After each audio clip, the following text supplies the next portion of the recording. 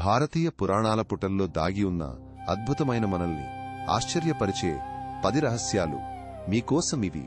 కాలగర్భంలో నిక్షిప్తమైన ప్రాచీన గుడుల గోడలపై చెక్కిన భీష్ముడు తన బ్రహ్మచర్యం ప్రతిజ్ఞ చేసిన తరువాత దేవేంద్రుడు అతనిని అస్త్రం లేని పురాణాల ప్రకారం శ్రీమహావిష్ణువు మకర రూపంలో సముద్ర గర్భంలో నివసించేటప్పుడు తన ప్రతి శ్వాసతో మహాకాల చక్రం యొక్క సృష్టి లయలను నియంత్రిస్తాడు. గాంధారి తన కళ్లకు పట్టీ కట్టుకున్న తర్వాత ఆమె దృష్టిశక్తి అంతా ఆమెలో నిజ్ఞాన నేత్రంలోకి ప్రవేశించి ఆమెకు భవిష్యత్ దర్శనాన్ని.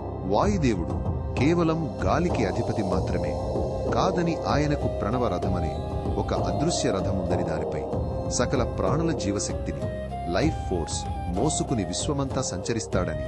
గరుడ పురాణం ప్రకారం పితృదేవతలు కేవలం స్వర్గంలోనే కాకుండా భూమిలోని కొన్ని అదృశ్య వృక్షాలపై నివసిస్తారని, అక్కడ వారికి సమర్పించే తర్పణాలు నేరుగా వారికి చేరుతాయని చెబుతారు.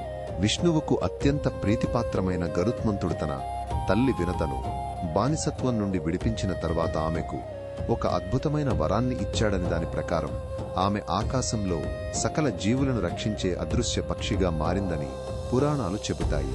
కుబేరుడు సంపదలకు అధిపతి కావడానికి ముందు ఆయన ఒకసారి తన అహంకారం వల్లధన దేవతను కోపగించుకుని తన సర్వస్వాన్ని కోల్పోయాడని, ఆ తర్వాతే వినయంతో తిరిగి ఐశ్వర్యాన్ని పొందాడని పురాణాలు చెబుతాయి.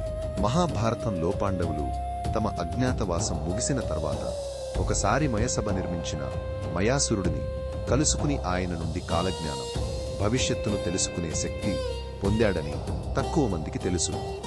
వాల్మీకి మహర్షి రామాయణాన్ని రచించే ముందు ఆయన ఒకసారి అడవిలో సప్తర్షి మండలంలోని ఋషులను దర్శించి వారి నుండి రాముడి కథకు సంబంధించిన దివ్య సూచనలను పొందాడు.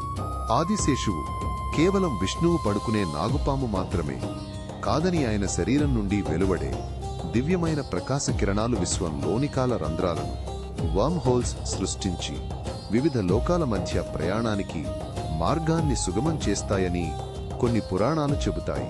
ఈ అపురూప జ్ఞానాన్ని మరింత లోతుగా తెలుసుకోవడానికి మా ఛానల్కి ఇప్పుడే సబ్స్క్రైబ్ చేయండి.